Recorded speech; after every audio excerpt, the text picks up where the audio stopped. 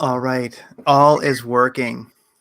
Don Shift, thank you for being on Radiant Creators again. We had a great time, first time around. And since then, you've actually got a new book out. And this one's really exciting. I couldn't wait. I had to get the Kindle version. I think the Kindle was out a day before the paperback or something. But regardless, I could get the Kindle right away. And so I read it on my old first generation Kindle, and um, this is a deep book, Poor Man's Air Force. And as it's called, it's a guide to show how small drones might be used in domestic unrest or low intensity conflicts. So, thanks for being back on the show. How are you doing? And what inspired this book, other than the fact that drones are, blocking out the sun at this point? Well, thank you for having me. I'm glad that you enjoyed it. You can also read online if you buy the Kindle version through Amazon's web app, and it gives you a more realistic book experience. But as far as inspiration, I have to be honest and say money. Do you think this is what other books out there that look at the actual usage of small drones in warfare? I mean, you have to go to YouTube and watch videos, but there's really not any sort of theoretical discussion of it, even in, well, at least on the unclassified military side. There's just nothing else out there, really. Yeah, and if I had thought of it, actually, I'm on my Linux machine here, so I can't really pull up the Kindle app. But people can see the book here, basically. Oh, you know what we can do? We can actually, while we're sitting here, we can look inside. So there's the cover. And what I always find great about a book, where I learn a lot about a book, is the index. And one thing I would say about the book, I did not know what to expect, of course, but one thing I'd say is this is definitely a technical manual. Now, if a person, let's say, doesn't want to be technical, you can pick and choose where you read. In general, it's so informative. It's fine if a person has interest. I think that a person who just wants to know more about the topic could glean a lot. A person who's a hobbyist would glean a lot, and then maybe like especially your prepper culture can definitely glean a lot. So this book, it seems like it's got a good number of layers to it. It's superficial enough for people who want to know just a bit. They can kind of skim through it. But if a person wants to go deep, this really is like a standard operating procedure for, drones in conflict, it seems. Definitely. I tried to break it down to three different sections, if you will. One that deals with drones, how they're being used more generally, what we're kind of looking at in the future, and then, of course, defense, and then finally offense. And especially on the defense and offense side, I did go into more detail on how they could be used on tactical details that you really can't find anywhere else. But as far as, say, the electronics side of it or the avionics, couldn't go into much detail there because there is a size limit. I mean, there's already pushing 90,000 words. But that information, as far as, for instance, how to build your own drone jammer, that information is going to be so technical, and it's going to change so much depending on exactly what you're trying to do and what equipment and components you have to work with, that it's really difficult to put that in a book that's going to be relevant for a few years. Well, I think also one of the things about the topics that you couldn't go so deep into, like your anti-drone cannon, let's say, like your anti-drone directional, you know, uh, defensive. Well, I guess to say like your anti-drone defensive battery. You know, Mm-hmm. you touched on it enough, for one thing, to let people know that it exists, but also you get technical enough that a person could take it from there. Because one thing is, maybe there's no book like this exactly out there, this kind of standard operational procedures for the prepper. um, and hobbyist. But people can always you left people off at a good point where if they have further interest, like it didn't go so deep that people are going to get bored, um, but it left it off right at the right spot where now they could take it from there because that information is ultimately out there for sure. Well, I like how you put that because I definitely had to walk a line between even being boring and putting in potentially outdated or easily outdated technical information, but being too unspecific. And a lot of this, especially technology wise, is really the domain of the experimenter, the hobbyist, backyard mad scientist. Yeah, and that's where it's fun. And I think something that, um, on a lighter note, I think is something that makes life fun is to pursue one's interests. And I think far too few people do that. And I think I'm not sure how many generations ago that sort of ended. Maybe it's just ended with the boomers. Maybe the millennials still do it. I'm not really sure, but definitely in the last few generations, we've lost the enjoyment of hobbies, of having fun, of doing things. Not enough men have a welder in their garage. you know, People aren't rebuilding the engine in their 66 Camaro anymore. Um, and hobbies are really important. And one of the things that I really like about drones is that they're not RC planes, they're not RC helicopters, all of which are somewhat difficult. The nice thing about the drone is it's a hobby someone could get into at different price points and kind of go from there. And if you find a passion for a hobby, then you really don't mind the greater expense as time goes along. So I really like the book because I think it helps people get into drones. Maybe people aren't necessarily thinking about, standard operating procedures for preppers for drones, but um, it does get them interested. It helps them see what is actually out there and what drones do because we really need hobbies again. And I think that RC planes, RC helicopters used to be so big, model rocketry, so many, like there used to be hobby stores and people did things.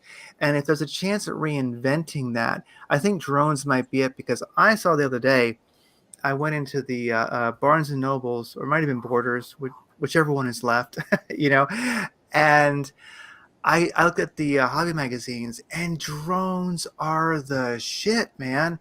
I mean, there's like carbon fiber composite frames and super motors, and I had no idea what a hobby drones actually are. What do you think about drones as far as just the joy of a hobby and I mean, how can the military have better drones than civilians do at this point? Because it's crazy what people are flying. Definitely, especially with the advent of 3D printing, it's really the experimenter's domain. If you look at combat use in Ukraine, it really grew out of drone hobbyists. Even their military group, Aeros Dvozdika, or I cannot pronounce it to save my life. Yeah, it's Um, hard. yeah, their drone unit grew out of hobbyists. Um, and it's the hobbyists that have always pushed technology. You go back in history, and it's some guy working in his workshop that has come up with the revolutionary things. That's really changed over the years, but a lot of the boundaries are pushed by someone who's wildcatting this technology. And of course, the military doesn't have, they can take advantages of it further down the line, but on large scale procurements, they're sort of stuck with a few years behind the curve, what's already stabilized, because they have to have such large orders and something that's going to be familiar and everybody can use. Idiot proof.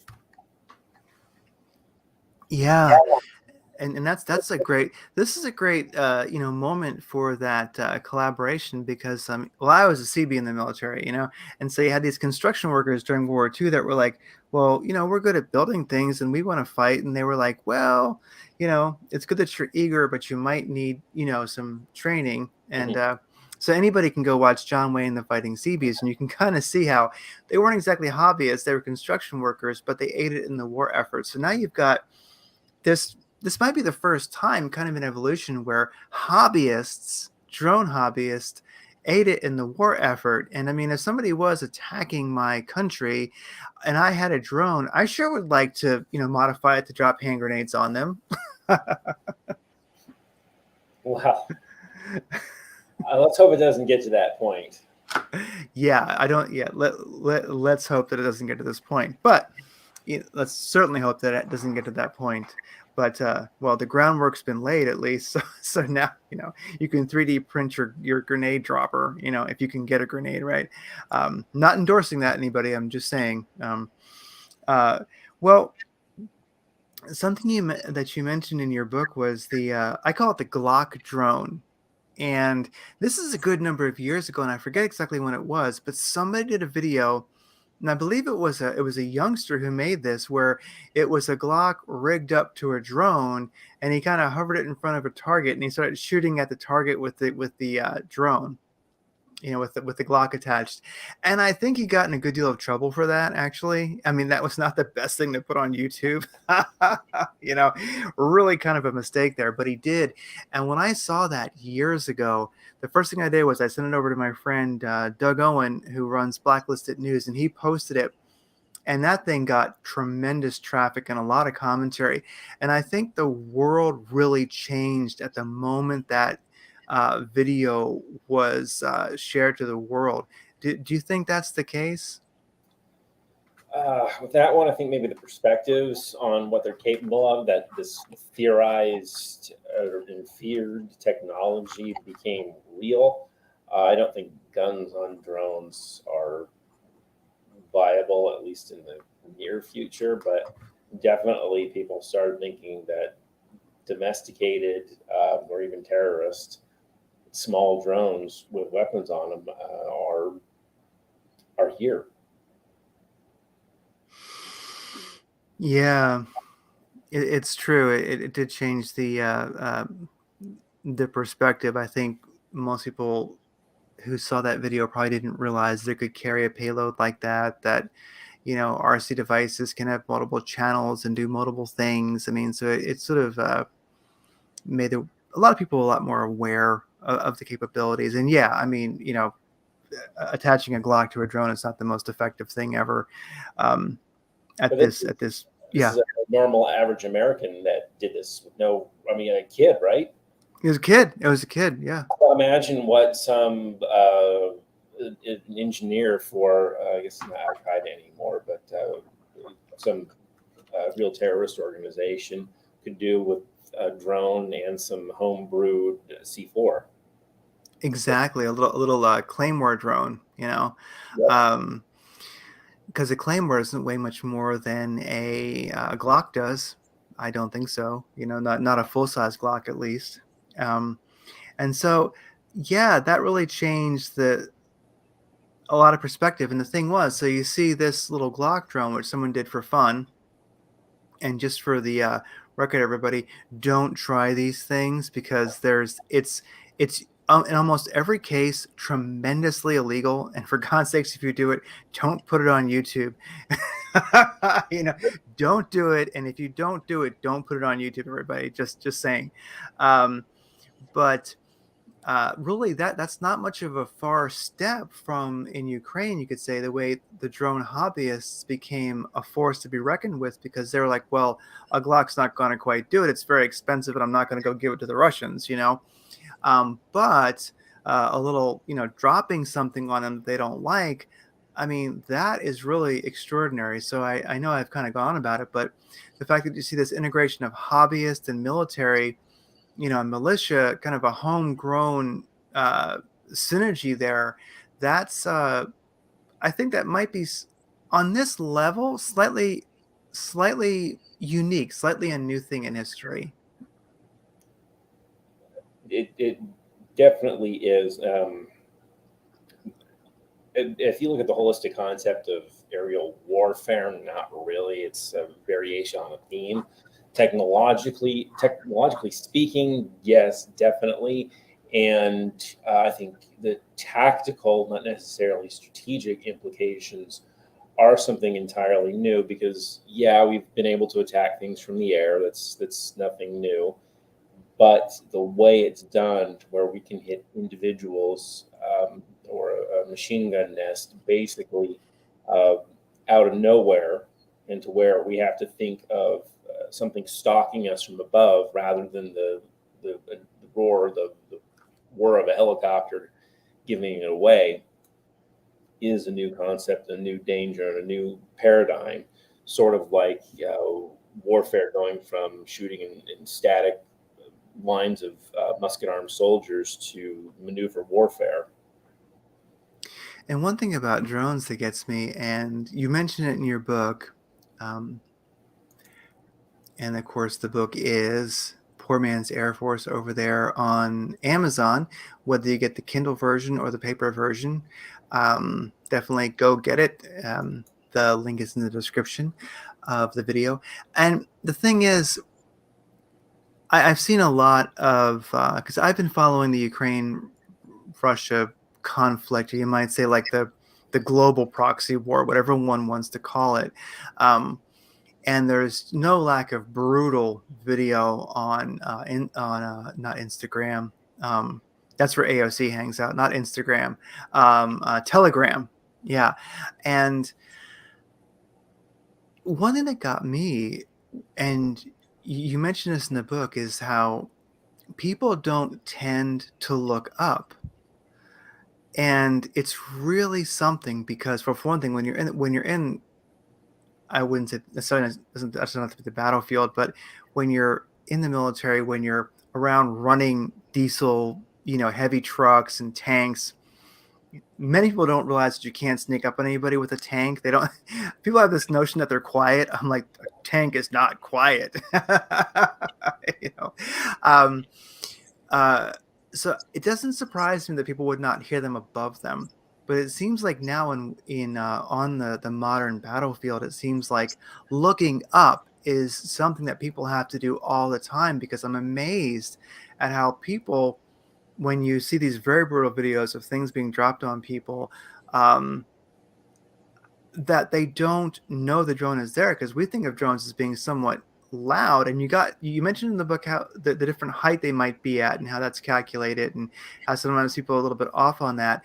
um, what do you think of that? I mean, do we need to start thinking about looking up? I mean, this seems to be a whole new thing for soldiers that they need to learn, is to look up. And at what height are these drones dropping things on people, as far as the civilian modified drones that we're seeing in that conflict? Uh, you have to be looking up if you have a drone threat. I mean, it's the same thing as staying undercover if you are on the battlefield, or if you want to use the metaphor of trench warfare.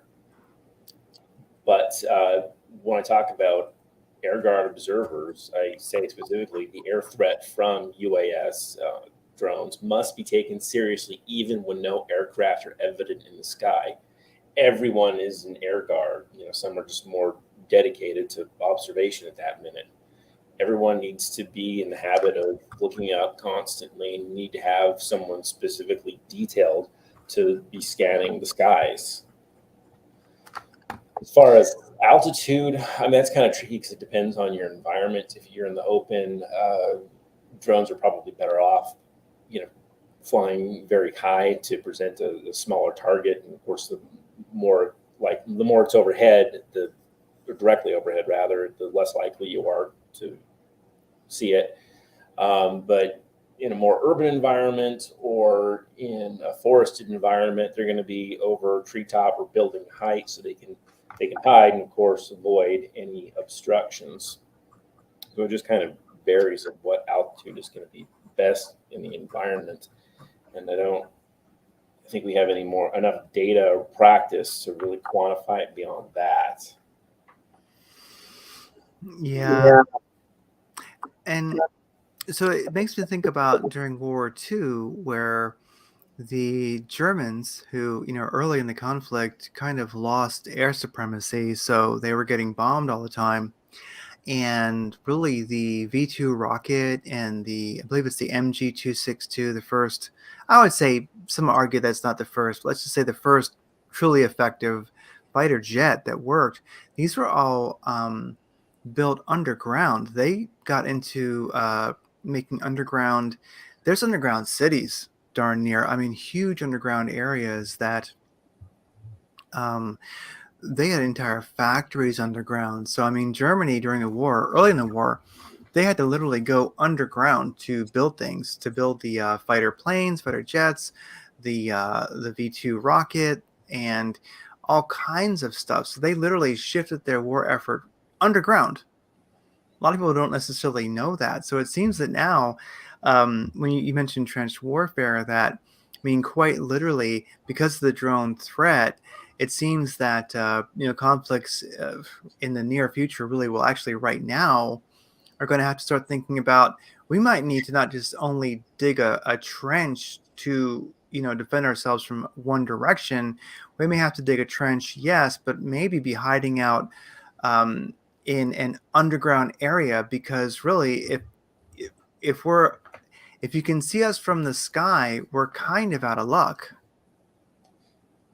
Yeah, well, I mean, well, if we look back, there's two other things I want to bring up. If we look back at Yeah. the German underground factories, of course, they're underground because we perfected strategic bombing, and we would just dump bombs from 1,000 B-17s over a city, and hope that they got lucky. And you figure in that situation, you have a few bombs that do get lucky. They don't necessarily destroy the entire factory, but they cause enough damage to where production is disrupted. Maybe they hit hit the steam pipe in winter, or a bomb falls through the middle of the production shed, and they can't work in there because there's too much debris around or something. It's not fatal, but it's disruptive. If you have a drone, you can target things that are going to have an outsized impact. For instance, if we're talking about factories, maybe you want to blow up the substation where the mains power comes into the factory substation, or you want to target like a critical pipeline that carries a chemical being used to manufacture things. Refineries, you hit a weak point that could cause a conflagration in the entire refinery complex. So that's a huge danger right there, because you have this cheap precision weapon that anybody with technical skills and an explosive source can use. And then I don't know if you want to dwell on that before going on to trenches and bunkers. Well, no, it does make sense. And one thing about the inexpensive yet precise nature of the drone and how that changes things. And I should have made a note of it. I forget. It was they call them lawnmower drones that the Russians were using. They're not really drones. They're just guided, sort of a semi-guided missile. No, I'm sorry, sort of a semi-guided drone. So they're about the size of a Prius, and if the Prius was flying sideways and more aerodynamic, and so the Russians, I believe, it's hard to tell who made these originally, whether it was the Iranians or the Russians. I don't exactly know, but there's kind of a partnership of some kind, and so earlier versions were faster, etc. Well, the Russians, who are pretty darn cunning, they realized that if we send a bunch of these lawnmower drones that are like, I'm sorry, lawnmower cruise missiles, let's call it that, that are not using traditional GPS but using Russia's version. They have some satellites up there, and these things, rather than fly fast, fly slow. So they put prop engines on them. The air defense system can't tell those from a flock of birds, and we can basically just send a shit ton of these things uh, at a target, and even if they figure it out, a good number will get through. And these things cost like 30K a piece. It is pretty much like a flying claymore. You know what I mean?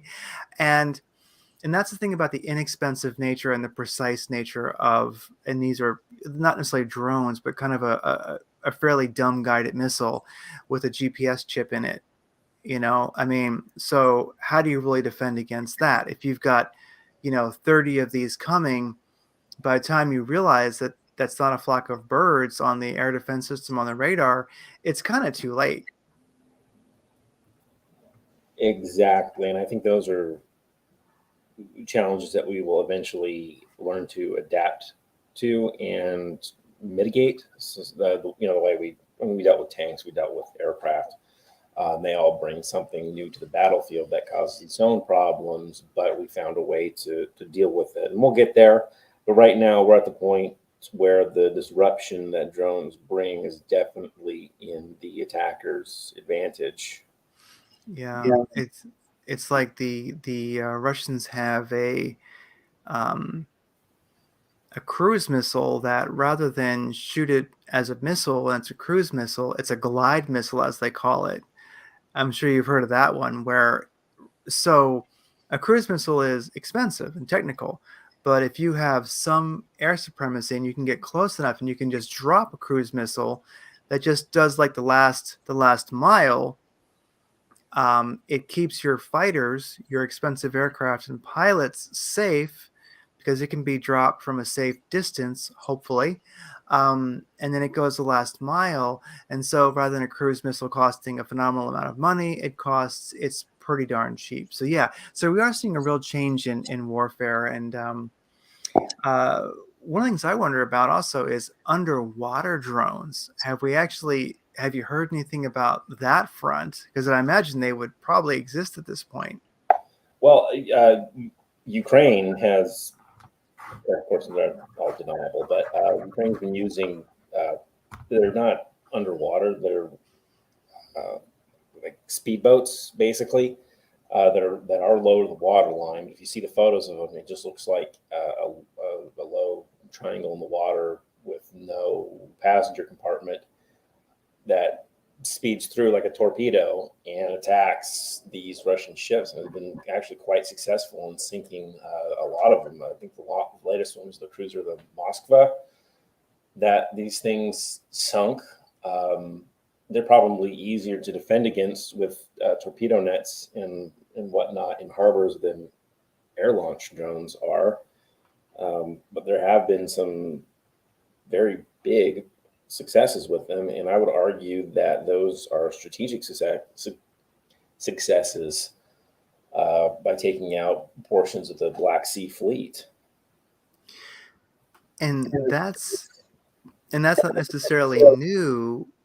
I'm sorry. Like what I mean by that's not new. How do I put it? That's almost bringing old school back to new school in a way where we're doing damage and we're doing it cheaply. Because if those speedboat drones, basically speedboat torpedoes, um, drone torpedoes, or whether they're kind of whatever the details are on how those function, I imagine they're not very expensive compared to what they can sink. And that's really what I think that the battlefield's always been about, but I think people are sort of remembering that now, especially in this conflict where it's like, well, I can sink your incredibly expensive ship for, a few $100,000. Well, and if you look at the way they're doing it, they're using the old concept of a torpedo attack, basically, except they don't have to put a submarine in harm's way a couple hundred or a couple thousand yards off the port or away from the ship. They can send this drone hundreds of kilometers across the ocean all by itself, almost completely undetectable to the attack. You don't have to worry about losing 100 crewmen or a $500 million submarine. Yeah, and it's completely true. And that's the thing with, you know, I would say like more modern times is that maybe in the World War II era, you could, kill lots of soldiers and your government could stay solvent, even though that's even arguable at that time. But still, um, it does not seem like countries really have a high tolerance for massive amounts of casualties. And so, yeah, I mean, the days of aircraft carriers, squaring off and trying to sink each other and such like that, and massive loss of life, that may not be possible for the current. And that's probably a good thing, but that's probably not possible in the current geopolitical reality. So the drone makes it possible and makes it possible cheaply. It seems like there's so many things that are becoming dated right now that it's hard for militaries to keep up. Like a battleship is great, but a hypersonic missile takes it out, and so does a cheap drone. Exactly. So, well, it depends on the mission and what you have available. Um, but if you want to look at the proliferation of warfare and the capabilities, you can achieve some of these more sophisticated attack methods by going cheaper. Low and slow is working as well as fast, expensive, and loud. Yeah, and that's the thing where fast, expensive, and loud tends to be. It probably sounds like a weird way to put it, but fast, expensive, and loud tends to be more political than tactical quite often, Uh-huh. because um, it's one of the things that I think the West is right now dealing with is that, and I'm very patriotic, love my country, support the troops, and all of that, but I'm not going to be blinded to reality at the same time. And I want people to not be dying is ultimately my goal. And one of the things that I think the West is dealing with right now is that when you have a military that's in great part run by politicians, that's not so good when you have a military basically run by reality, you might say. Like one of the things that's given the Russians a great advantage right now in this conflict is that they've been making artillery, and they're very scalable at making artillery. But the thing is, the factories that make it and that need to be built scalable to make it um, are not that profitable. They're not that sexy. But an F-35 makes a lot of money for the companies that build it and things like that. And so we're seeing the situation where, what actually wins a war. And in the end, it seems like it's bayonets, rifles, and at this point, well, you could say drones as well. And low tech is starting to be realized that low tech will eventually always find a way to beat high tech. I think that sounds crazy, doesn't it? But Well, but that's the poor man's Air Force, the book right there. That's low tech. Well, it's not necessarily low tech, but it's an aspect of low tech beating high tech. I mean, sure, you got a tank, but you left your hatch open and we just dropped a hand grenade in it. I'm working on a novel about Chinese attack on the United States, and I would put good money down that when that war finally does happen, we will see. Um, and they probably smuggle in military grade equipment, but we'll see drones, or you call them loitering munitions, attacking valuable U.S. aircraft here in the United States. Um, with these small unmanned systems, because it's a heck of a lot easier to smuggle something in, shoot it off from a couple miles away than it is to launch a bomber invasion fleet across the Pacific Ocean or wait for our stuff to show up in theater. Why not just kill it cheaply on the ground? Yeah, exactly. I think that if that conflict happened, you would see a renaissance of low tech in this country. I mean, you would see like um, you would see endless armored John Deere yard tractors with like a trail of Coors beers cans and shotgun shells behind them. You know? I mean, I'm kidding, but yeah, no, exactly. And what's that book called again that you're working on now? It's just a novel about the potential Chinese invasion. Well, not Now, invasion, attack. There'd be special forces. I mean, there's no way in hell you're going to get a Chinese amphibious fleet across the Pacific Ocean. I don't care what America's military looks like. It's just not going to happen, period. And anybody who suggests that there's a Red Dawn scenario out there is either stupid or crazy. Red Dawn's a fun movie to watch. People should definitely check out if you haven't watched it since the 80s, because just for the goofy hairstyles, it's worth watching. But really, yeah, it would be, yeah, very, very difficult to attack America on its shoreline, because you would be that old saying of behind every blade of grass. An unorganized gaggle of people is not as effective as one that is organized. But I think that one of the things about America is we have, over the last 20 years plus, created so many veterans that know enough to organize and organize others. And of course, you have um, the prepper community and such. It just, yeah, yeah. I mean, not that I want to tempt fate, but I'm kind of like, yeah, bring it. That's not going to go the way they would expect. I guarantee it. Well, if you figure they have a special forces small unit raid on a military base, not only are they going to have to contend with base defense and local law enforcement, they're going to have to contend with pissed off Americans with AR-15s. And you get enough of them, there's not going to be enough state troopers or deputy sheriffs to hold them back. Yeah, exactly. Yeah, it's absolutely true. So, um, one of the things I wanted to touch on was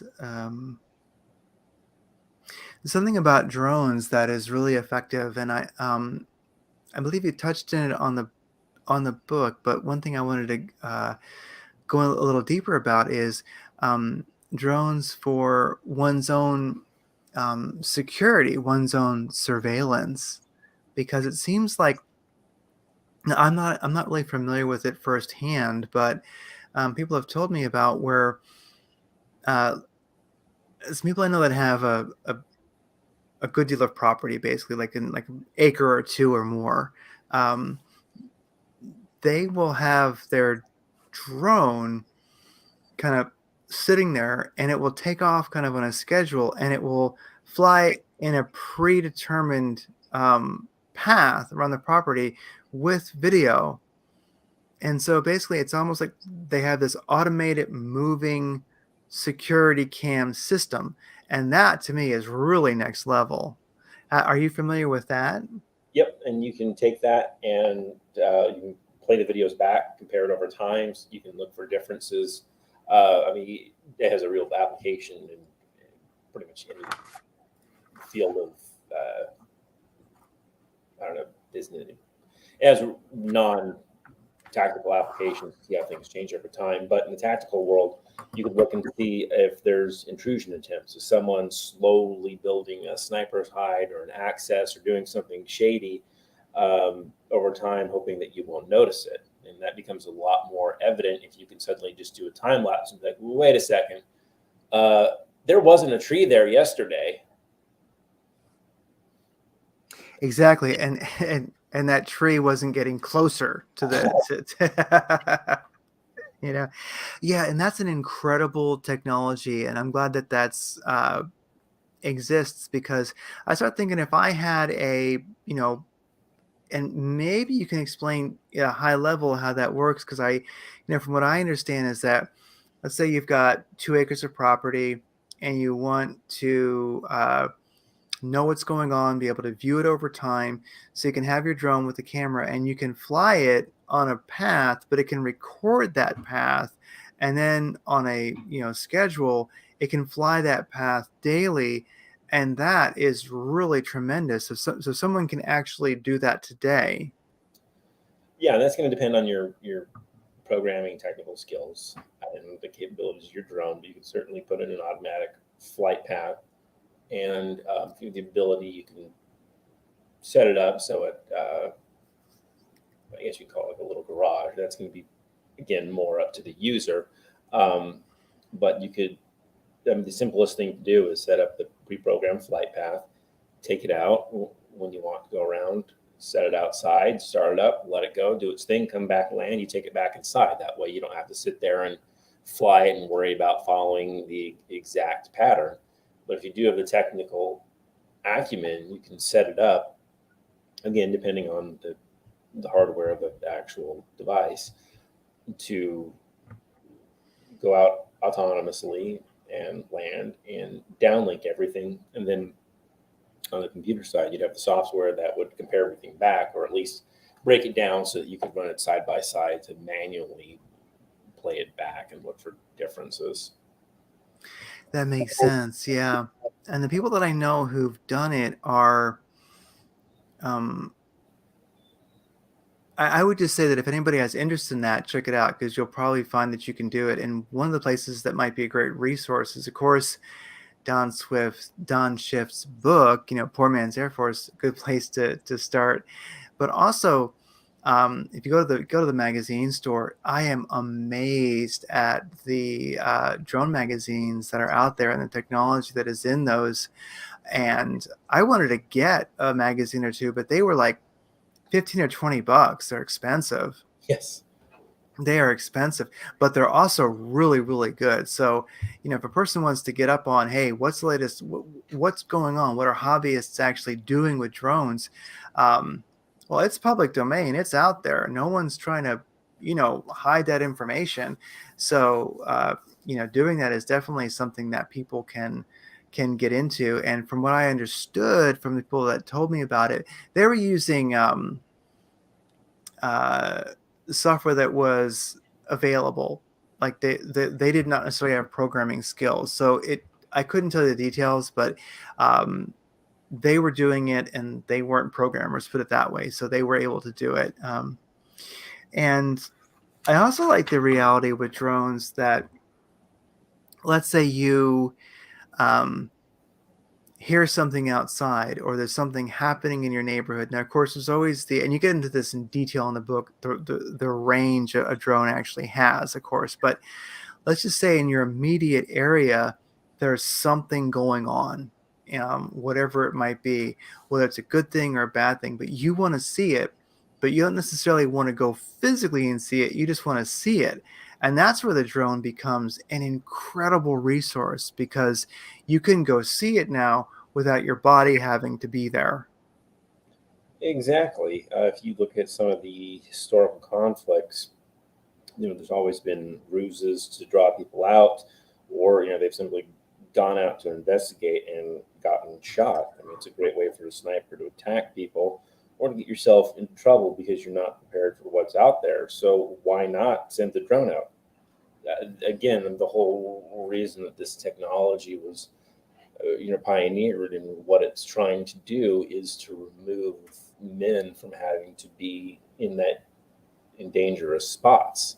So why wouldn't you send a drone that can get a better perspective, that can move faster, that can cover more ground, see more things, and not expose anybody to risk? Yeah, 100%. 100%. And one example, and it's not exactly, sportsman like, and I think it's something that we're seeing now, Fish and Game have to take on is the use of drones in hunting Mm-hmm. because there are, regulations, well, similar, but I won't get into them here. Um, but Fish and Game in many states is having to take that on because, drones are a great way to explore an area. You can go to a hilltop and fly your drone around and see where the animals are. You can get a great view, and that's not. I would just say it's maybe not good sportsmanship when you're hunting, but if you think there's bad guys that want to come get you, yeah, it's fair game, of course. Oh, absolutely. You use every advantage that you can. Um, it's not like game hunting where we're trying to preserve population of animals and to avoid jerks from completely wiping something out. If you are in a situation to where you need to personally use, I'm not going to call it offensive. I would call it preempt, preemptory defensive force. Um, or proactive self-defense, yeah, use every advantage that you can. Your job is to survive, not to play fair. And have you heard of any, stories where people have, from their home used a drone to see what was going on in their area, and that have been an effective way that ended up being an effective way to defend themselves, and also have people like civilians use drones to you could say they saw a crime taking place and were able to report that from a distance. So it seems to me that um, I know it creates a lot of debate, but at the same time, if you're at home and something's going on outside and you don't know what it is, you hear it, and you have your drone that you can launch out the window. That's really a great idea. Fine, call the cops, but maybe you can have an idea of not only what is out there, but what the cops are walking into. Right. I don't think there's been any. I'm not aware of any notable uses in that respect because, to be honest, drones are still a very niche product. They're also kind of suspect. They're more of a curiosity or a professional tool. We'll definitely get there, uh, but I can't say I've heard of that yet. I've had people who investigated certain things after the fact and gotten good video, but not as a first line tool. Yeah. Well, I think some police forces are using drones now, are they? I think I've heard of that. Yes, quite a few. My own department has a drone unit, and they're not. The vast majority of places are not using them on patrol. They're using them for search and rescue or very specific warrant-based situations or standoffs. Yeah, that makes sense too. Yeah, that makes sense too. There was actually a standoff across the street from me not too long ago, and you know, if you could have had a drone in the air, it would not hurt to see that these characters are running out the back, even though the back was covered. But it'd certainly be nice if you could tell the officers behind the house that hey, they're coming. You know, That's a perfect uh, application for a drone because you don't have to put somebody in harm's way. The thing can fly around. The difficulty is you can't descend behind the house to look inside the window. The operator's on the other side because you need a line of sight for the radio waves to work. But that's a perfect application for it. And in the law enforcement uh, the SWAT world, it has been used for that. yeah, and that's a great application. And I didn't get through the article. I'm going to look at it later, but one thing I would mention to people, and I'll put some in the show notes. There are some great websites about drones. About what's going on. People, technology and such like that. Definitely check the magazines out. They're phenomenal. Um, but I think some state, the Civil Air Patrol, or some states, the Civil Air Patrol has actually purchased drones and they're using them. I'm not exactly sure what for. I mean, the Civil Air Patrol was around World War II, was created for private citizens to fly their planes along the coastline and watch for submarines, was the idea of it. But it stuck around, and it's kind of a pre-Air Force um, training, for uh, youngsters that might want to go that route. And I was surprised it was still around, but yeah, they're using drones. So I mean, it's uh, I don't know if they're flying them along the coast or not looking for submarines. Maybe they are now, but the Civil Air Patrol, I was happy to hear, is alive and well and buying drones and doing something. I need to finish the article, but I thought that was very interesting. Um, and yeah, the one thing about line of sight, and you get into this in the book, is the distance that drones can be flown from their operator, and different ways they can be flown, greater distances. But yeah, a repeater drone is needed to go up high so that drones can be controlled outside of line of sight. And that's something that a lot of people don't necessarily know, that the drones they're basically working like a cell phone. They need the repeater tower up high so that they can keep communication and function. And every, you could say, conflict, or like where the military is using drones, they usually have drones up high that stay there for quite a while, like a refueler for fighter jets. And that was a new one for me, that there's actually repeater drones. That was really that's really something. Mhm. 'Cause if you look at the Predator drones everybody's familiar with, the Predator and the Reaper drones, we control those by satellite from Creech Air Force Base in Nevada, north of Las Vegas. You get closer to to their landing field overseas in Afghanistan, for example. There's a direct link so that the person at the airbase can control it and land it, bring it in, all that.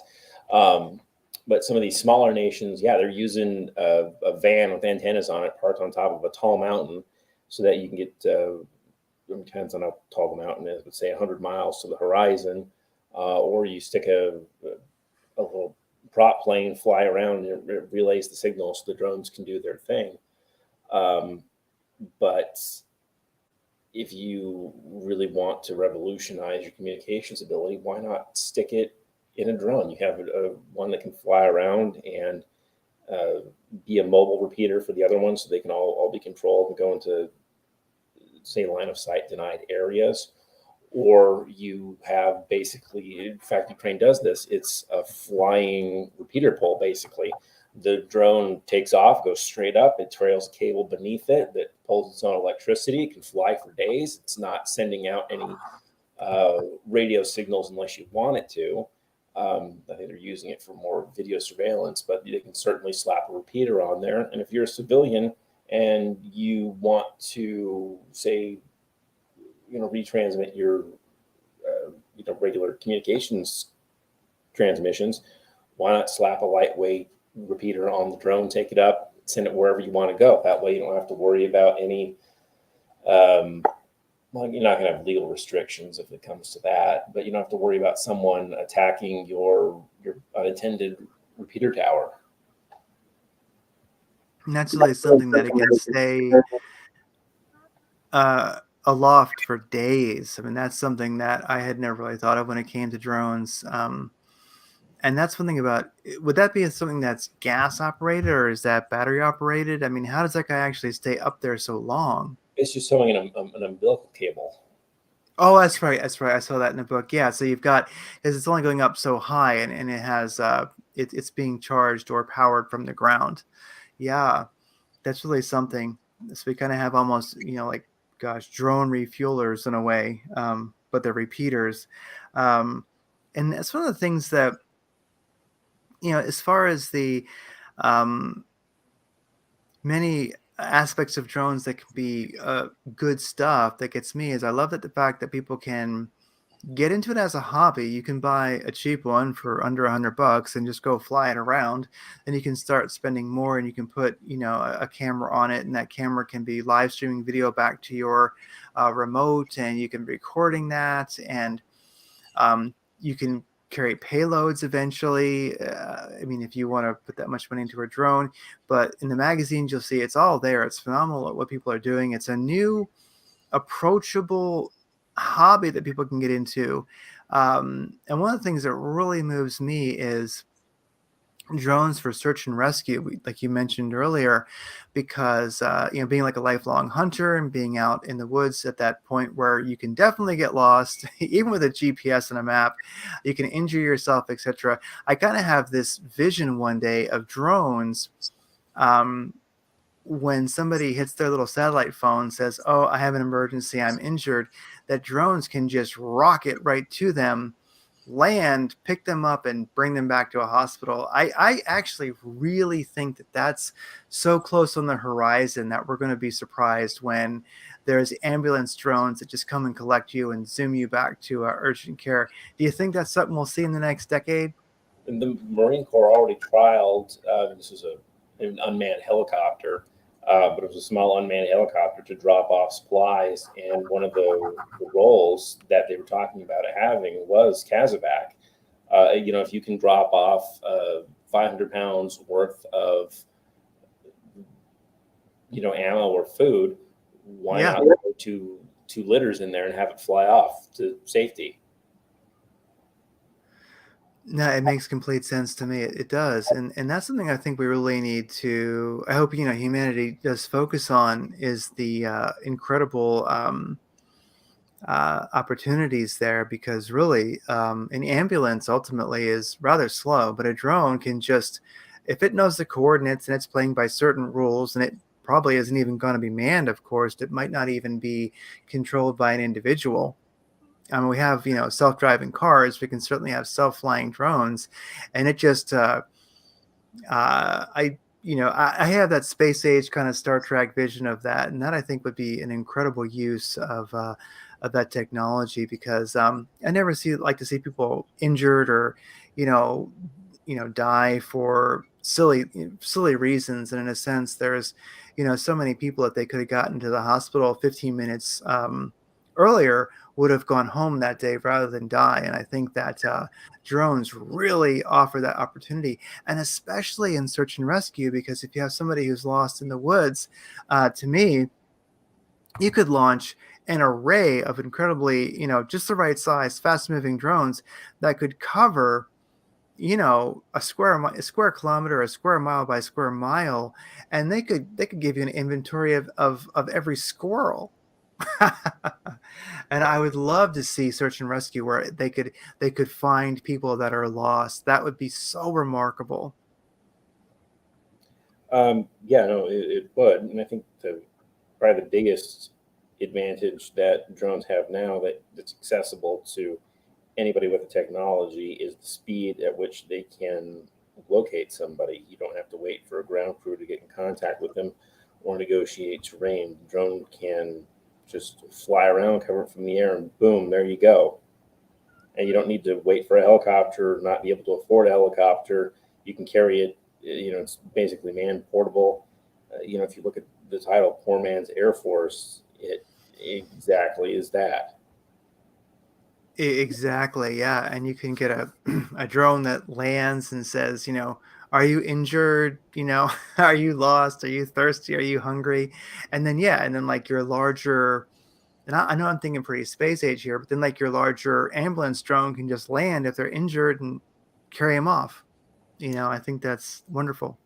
Yeah, they have to. Hopefully, they're ambulatory enough to do it, but yeah, it would certainly work. Yeah. Even if you didn't have a pilot, you could have an unmanned Yes.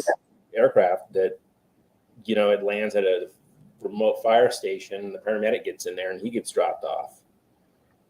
Exactly. That actually reminds me of an interesting story because one of the older deputies that I worked with was around when our air unit was brand new, and they had a two-seat Bell 47. They flew up to somewhere in the middle of the Los Padres National Forest, and to evacuate somebody, the I guess you'd call him the observer, the crew chief, would have to get out, and they would load in the evacuee and fly them to the hospital, and then they'd have to fly back for the crew chief, who was just standing around waiting for his ride to come back. Oh, that's really something. Yeah. Well, so we're beginning to see it. Yeah, and I definitely love keeping that sort of space age kind of, well, not space age, but that futuristic view of what drones could do, because um I think about, it was one of the Star Wars movies. I think it was the one where well, the original Darth Vader gets all of his legs cut off and everything, and you see him in the like operating room, and it was all these little like little robots that were operating on them, and it's very dismal. But I have that vision of, yeah, the person being lost in the woods, they're injured, the drones can fly out very quickly, unmanned. They can locate him. They can get his status. Hey, what's going on? And then, like, we'll see like medical drones that can land and start to do first aid. I mean, I know that's way out there, but I just love the vision, because I know it's possible and we'll have it eventually. So I'm like, come on, let's stop doing silly things, and let's make it where like nobody ever gets lost and dies in the woods again. That'd be wonderful right there. Well, if we just made going outside illegal, we wouldn't have that problem. Well, we're working on that, and that's definitely an avenue that we can approach. Well, there's definitely a lot of people who are working on that. So, One way or the other, we're going to get there. I'm hoping for the drones. Yeah. Well, two more things is I think one thing that drones, especially that we're seeing in the conflict at the moment, is making people aware of, or something that we can glean from this is like everybody cultivate your peripheral vision, looking behind you and looking up, because um, there might be a drone out there, or more than that, there might be a bad guy or something like that, or something that you might want to see that's beautiful, or who knows. But I think that we're living in a time where humans have tremendous tunnel vision, and they're not aware of their surroundings. Like what have you experienced in your intricate and wild background, uh what can people gain from just situational awareness and beginning to use their peripheral vision and looking up and looking behind them? Because it's something that I think 98% of the population doesn't do. Well, here's a humorous anecdote. You're familiar with PCH down through Malibu, how you sort of have where the highway is 20 or so feet over the beach. Yes. Well, sometimes couples like to do things they probably shouldn't do on the beach, and your local constabulary may be standing on top of that the edge of the roadway, yelling down at them, and the people just don't notice, even though you're visible there, plain as day. People, they have very poor situational awareness. You people who hear advice coaches tell you all the time, like, people aren't looking at you, they don't care about you, they don't pay attention. People have poor peripheral vision, they're self-interested, they're not looking at a lot of things. You take driving, for example, people don't look down the road. I mean, a lot of people look one car length ahead. They will pull up behind Yes. the car with all the lights on, and then like just be totally amazed, like what's going on, like not see this car accident, like fire and death everywhere. Just suddenly, like, why is there a police car in front of the road? What do I do now? Oh, that's so funny. And it's so true. So yeah, one thing that it's kind of related to drones, I guess you could say, but definitely um, a good practice for everybody is, work on your peripheral vision, see what's above, below, beside you when you're walking around. We have a far greater field of vision than most of us practice with, but it doesn't hurt to look behind you once in a while. Where have you been? What does it look like? That's a real hunter thing right there, and kind of a hiker thing. You always want to be looking behind you, because behind you looks different than you think it's going to. Mhm. And you have to get back that way quite often. And then also, yeah, look up, because you might see, I don't know, like UFOs, you might see kites, you might see drones. But when I started, I shouldn't say when I started, but as I continue to have the practice of looking up once in a while, drones are up there. I guarantee if you look up a couple times a day when you're out and about, you're going to see something that you didn't usually know was there, and it very well might be a little Amazon delivery drone. Well, um, one thing I noticed, living in a urban area where the ghetto bird flies over a lot, you start noticing that if you look up when it goes by and you pay careful, close attention, you can see the observer looking down at the pools as they fly over. You got to look out for those little things, catch those little details, because right. Of course, I'm talking about funny stories, but Yeah, when it becomes something serious, you you start cluing in on these things because they're very important. And you talked about hunting. If you look at some of the Indians or these trackers in the undeveloped world, and like how did you see me? How did you know I was out there? Well, these people are in a very austere environment where there isn't a lot of movement, and they immediately notice any human activity because they are so attuned to their environment. I mean, it's a very possible skill to have. You just need to practice that and open up that part of your brain. exactly. They really do, and it's a good practice. And I remember reading somewhere that it was neurology. It was basically some brain research that, and I honestly I forget the source of the article, etc. But they were talking about where there was they believed through their research that our ancestors had a 3D spatial memory. So how could they walk through the forest and walk across the vast expanse and not get lost? And they believe that they actually had like a topological map that their brain was recording as they were walking. And so they had this like 3D map of the environment in their minds. So they actually knew where they'd been, where they were going, and how to get back because they had it all memorized. They literally were a GPS map, you could say, that knew where it was at all times. And so I think we're all still capable of that, but those instincts just need to be reinvented. I carry a map around in my head all the time. I mean, I thought it was normal. Turns out it's not. It's Um, not. No, it's not.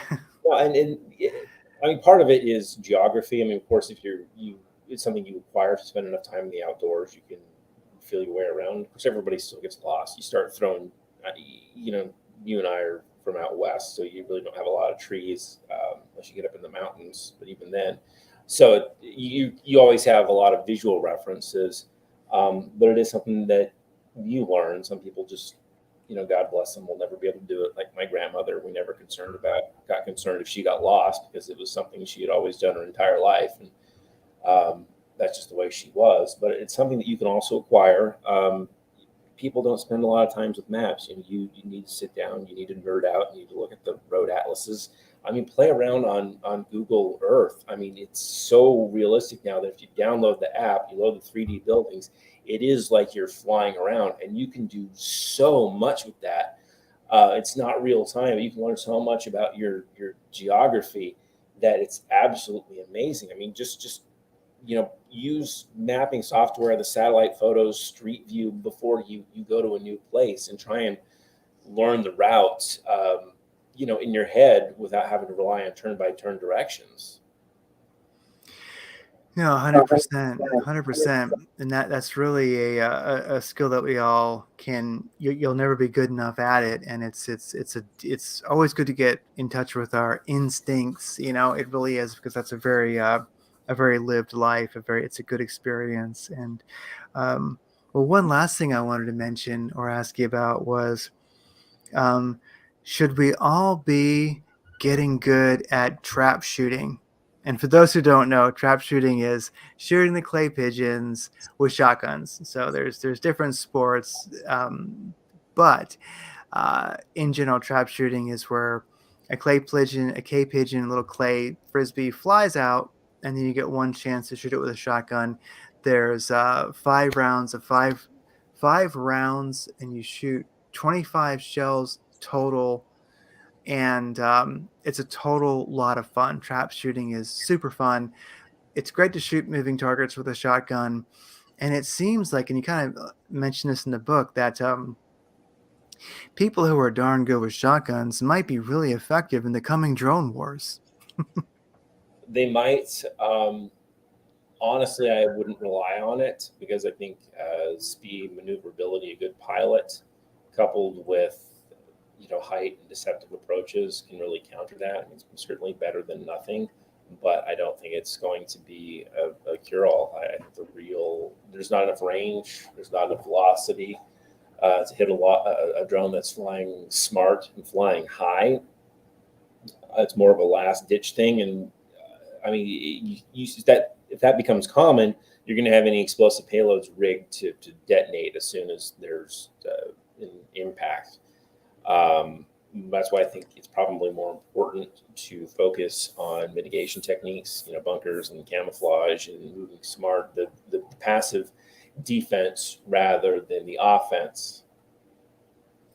Yeah, and in your book, you definitely get into also how the drone could be hijacked as a method of defense, and then landed and researched and such like that. So yeah, it's a deep book, Poor Man's Air Force. And so whether a person has just kind of a very superficial interest in these things, or it goes deeper, or there's particular stuff you have interest in, the Poor Man's Air Force touches on a lot, touches on it with just the right depth that I think it's going to be interesting to anybody, especially the even the hobby drone people, not just the prepper community, but there's drones are so big right now. For anybody who doesn't realize how big drones are, and I did not know, go to the magazine store and check out the you will see a drone section, and the stuff that home builders are making is completely badass. I mean, it's phenomenal.